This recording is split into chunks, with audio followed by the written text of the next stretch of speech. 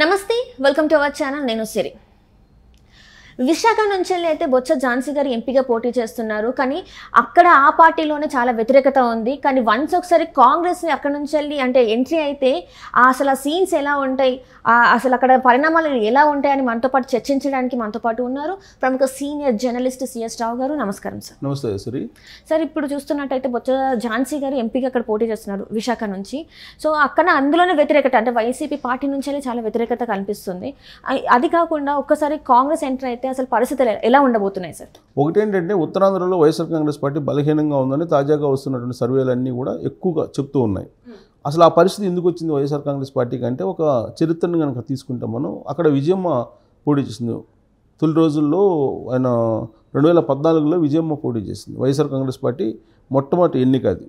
అంతకుముందు సరే by elections వచ్చినాయి. ఆ బై ఎలక్షన్లు కాకుండా జనరల్ ఎలక్షన్లో పోటీ చేయడం అనేది వైఎస్ఆర్ కాంగ్రెస్ పార్టీ 2014లో. ఆ సందర్భంగా 2014లో అక్కడ ఎంపీగా పోటీ చేసింది విజయమ్మ. విజయమ్మ పోటీ చేసినప్పుడు అక్కడ విశాఖ ఓటర్లు ఆమెను ఓడగొట్టడం జరిగింది.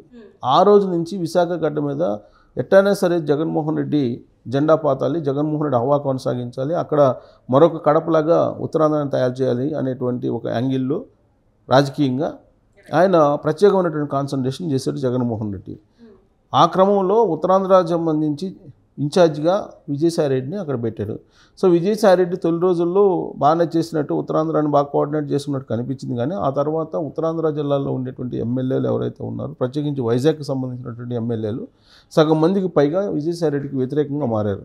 వ్యతిరేకంగా మారి ఆయన మీదనే తాడేపల్లికి కంప్లైంట్ చేయడం జరిగింది. సో ఎందుకు చేశారు అని అంటే విజయసాయిరెడ్డి అక్కడ ఉత్తరాంధ్ర జిల్లాలకు సంబంధించినటువంటి కోఆర్డినేటర్గా ఉంటూ విశాఖలో భారీ ఎత్తున భూములు కొనుగోలు చేశారు, అలాగే ఆక్రమణలు చేశారు అనేటువంటి ఆరోపణలు ఆయన మీద రావడం జరిగింది. ప్రతిగా ఆయన్ని ఎవరైతే వ్యతిరేకిస్తూ ఉన్నారో ఎమ్మెల్యేలు వాళ్ళందరి మీద కంప్లైంట్ చేయడం జరిగింది. దీంతో పంచాయతీ 1-2 సందర్భాల్లో తాడేపల్లికి చేరింది.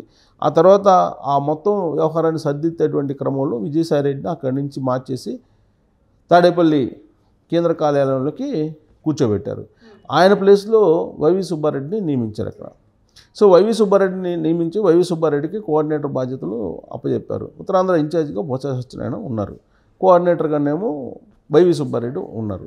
సో పరిస్థితి చక్కబడుతుందనంటే ఏమాత్రం చక్కబడినట్టు కనిపించట్లేదు. ఎవరికి వాళ్ళకే గ్రూప్ విభేదాలు అక్కడ నెలకొన్నాయి. ప్రత్యేకించి విశాఖ జిల్లాలో వైఎస్ఆర్ కాంగ్రెస్ పార్టీలో ఉన్నటువంటి గ్రూపులు మరి ఏ జిల్లాలో లేవు అనేది ఆ పార్టీయే చెప్తూ ఉంటుంది, ఆ పార్టీయే చర్చించుకుంటూ ఉంటుంది అంతర్గతంగా. సో ఇప్పుడున్నటువంటి పరిస్థితుల్లో ఆ గ్రూపుల్లో కాదని చెప్పి గెలవాలి అని అంటే కనుక బలమైనటువంటి అభ్యర్థి బొత్స ఝాన్సీ అని చెప్పి వైఎస్ఆర్ కాంగ్రెస్ పార్టీ అధిష్టానం భావించి ఆ క్రమంలో ఇటీవలే ఆమె పేరుని అనౌన్స్ చేసింది. ఆమె పేరుని అనౌన్స్ చేసిన తర్వాత నుంచి విశాఖలో ఉండేటువంటి చాలామంది అభ్యర్థులు వ్యతిరేకిస్తున్నటువంటి పరిస్థితి కనిపిస్తుంది. ఎందుకంటే విజయనగరం నుంచి విశాఖపట్నానికి వస్తే 4 లోకల్ కింద వస్తారు, 4 లోకల్ వాళ్ళని మనం గెలిపించేది అనేటువంటి యాంగిల్లో ఉంది. అయితే విశాఖ ఎంపీ ఎప్పుడు కూడా 4 లోకల్ వాళ్ళే పోటీ చేస్తుంటారు, 4 లోకల్ వాళ్ళని గెలిపిస్తుంటారు. ఇర్రెస్పెక్టివ్ ఆఫ్ రీజియన్ అక్కడ ఓటర్లు ఆదరిస్తూ ఉంటారు. కానీ ఇప్పుడున్నటువంటి పరిస్థితుల్లో బొత్స ఝాన్సీ అక్కడికి వెళ్తే కనుక నెగిటివ్ వచ్చేటువంటి అవకాశం ఉంది అనేది ఒకటి. ఉత్తరాంధ్ర ఇన్ఛార్జిగా బొత్స సత్యనారాయణ ఉన్నారు కాబట్టి బొత్స సత్యనారాయణ మీద కూడా అక్కడ ఉన్నటువంటి లోకల్ ఎమ్మెల్యేలు వ్యతిరేకంగా ఉన్నారు. ఆ వ్యతిరేకత బొత్స ఝాన్సీ మీద రిఫ్లెక్ట్ అయ్యేటువంటి ఛాన్సెస్ ఉన్నాయి అనేది ఒకటి. రెండేంటంటే అక్కడ ముక్కోణ పోటీ జరిగినప్పుడు 2019లో వైఎస్ఆర్ కాంగ్రెస్ పార్టీకి సంబంధించినటువంటి ఎంపీ గెలవడం జరిగింది అక్కడ. సో అక్కడ ముక్కోణ పోటీ ఎప్పుడు జరిగింది? జనసేన పార్టీ నుంచి వివి లక్ష్మీనారాయణ పోటీ చేశారు 2019లో. తెలుగుదేశం నుంచి బాలకృష్ణ అల్లుడు పోటీ చేశారు. వైఎస్ఆర్ పార్టీ నుంచి అప్పుడు అభ్యర్థి గెలవడం జరిగింది. ఎందుకంటే 3 పార్టీల మధ్య జనసేన, తెలుగుదేశం పార్టీ, వైసీపీ మధ్య ముక్కోణపు పోటీ జరిగింది కాబట్టి అక్కడ వైఎస్ఆర్ కాంగ్రెస్ పార్టీ అభ్యర్థి స్వల్ప మెజార్టీ తోటి గెలవడం జరిగింది.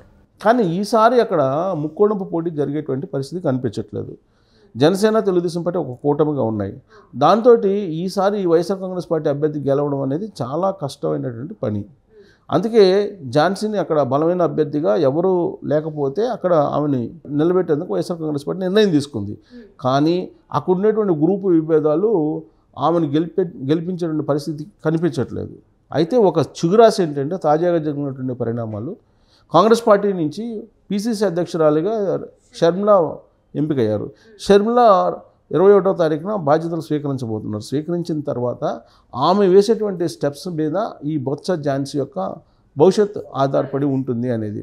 ఎందుకంటే అక్కడ కనుక కాంగ్రెస్ పార్టీ బలపడితే విశాఖ నుంచి కనుక అక్కడ సుబ్రహ్మరెడ్డి పోటీ చేస్తే, సుబ్రహ్మరెడ్డి ఆల్రెడీ గతంలో అనేక సార్లు పోటీ చేసి గెలవడం కూడా జరిగింది ఆయన. ఒకవేళ సుబ్రహ్మరెడ్డిని కనుక కాంగ్రెస్ పార్టీ అక్కడ బరిలోకి దింపితే, ప్రత్యక్ష రాజకీయాల్లో దింపితే, అప్పుడు బలమైనటువంటి క్యాండిడేట్ అయ్యేటువంటి అవకాశం ఉంది. ఎంతో కొంత ఓట్ బ్యాంక్ని భారీగా చీల్చుకునేటువంటి అవకాశం ఉంది. అలాంటి సందర్భంలో మాత్రమే బొత్స ఝాన్సీకి అవకాశం ఉంది, లేదంటే బొత్స ఝాన్సీ ఓడిపోయేటువంటి ఛాన్సెస్ ఉన్నాయి.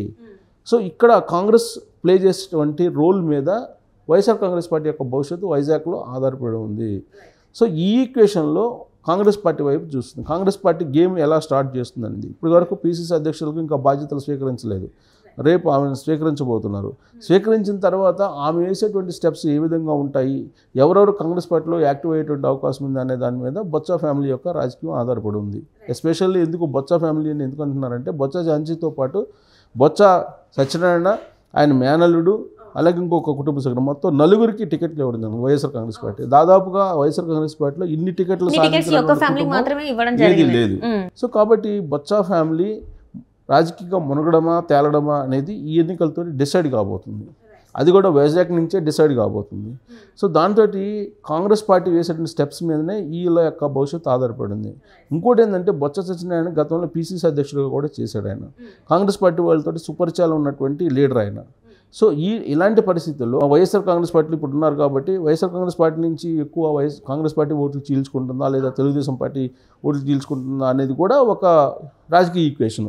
సో ఎలా ఉన్నప్పటికీ కూడా, ఏ కోణం నుంచి తీసుకున్నప్పటికీ కూడా బొత్స ఝాన్సీ అక్కడ గెలిచేటువంటి పరిస్థితి లేదు. ఆమె ఎన్నికల ముందే ఓడిపోయినట్టు వైజాగ్లో ఉన్నటువంటి సర్వేల రిపోర్ట్ ప్రకారం. Okay sir. సో కాబట్టి రాబోయేటువంటి రోజుల్లో భారీగా కాంగ్రెస్ పార్టీ కనుక చీల్చుకోగలిగితే అప్పుడు ఏదైనా అవకాశం ఉంటుంది. కానీ లేదంటే ఏ కోణం నుంచి చూసినా కానీ బొత్స ఝాన్సీకి అక్కడ గెలుపు అవకాశం లేదు అనేది వైఎస్ఆర్ కాంగ్రెస్ పార్టీ భావిస్తూ ఉంది.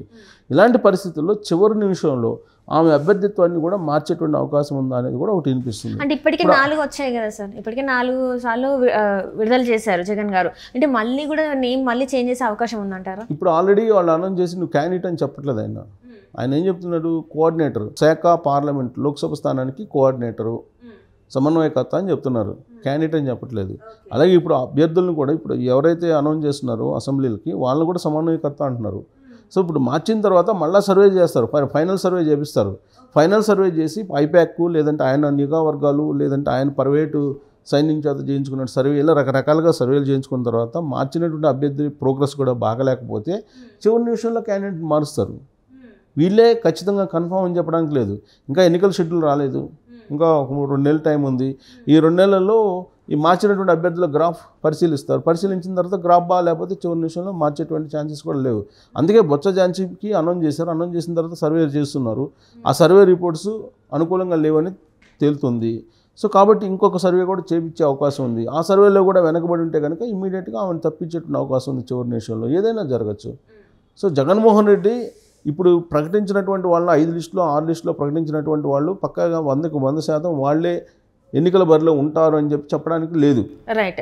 అంటే ఇంకొక లిస్ట్ వచ్చే అవకాశం ఉంది. అంటే ఇప్పుడు ఏదైతే 2 నెలల టైం ఉందో ఇంకొక లిస్ట్ వచ్చే అవకాశం కూడా, ఇంకొక లిస్ట్ కూడా కాదు, అభ్యర్థుల నామినేషన్ రేపు లాస్ట్ గడువు అని అంటే ముందు రోజు కూడా మార్చేటువంటి అవకాశం ఉంటుంది. సో దానివల్ల మళ్ళీ కన్ఫ్యూజన్ అవుతుంది కదా సార్ మళ్ళీ ప్రజల్లో. కానీ ఒక అవకాశం ఇచ్చినప్పుడు ఆ సర్వేలో వెనకబడితే ఖచ్చితంగా మార్చాలి కదా. ఒక మార్చిన అభ్యర్థి బెటర్ అవుతాడు ఉన్న అభ్యర్థి కన్నా అని చెప్పి ఎప్పుడు తెలుస్తుంది? సర్వేలు మళ్ళీ చేయించుకుంటే, ఫ్రెష్ సర్వేలు చేయించుకుంటే కానీ తెలియదు. ఇప్పుడు ఉన్నటువంటి అభ్యర్థి గ్రాఫ్ బాగలేదు అని చెప్పి మార్చేశారు. ఆల్రెడీ కొత్తగా వచ్చినట్టు అభ్యర్థి గ్రాఫ్ బాగలేదు, అంతకుముందు ఉన్న దానికన్నా గ్రాఫ్ దారుణంగా ఉంది. అప్పుడు ఏం చేస్తారు? ఉన్న దాంట్లో బెటర్ గ్రాఫ్ ఉన్నటువంటి అభ్యర్థిని ప్రకటిస్తారు. రాబోయేటువంటి రోజుల్లో అదే జరగబోతుంది. ఆ లిస్టులో బహుశా బొత్స ఝాన్సీ కూడా ఉండేటువంటి chances. Right sir, right. Thank you so much sir, మీరు మా స్టూడియోకి వచ్చినందుకు ధన్యవాదాలు. Thank you.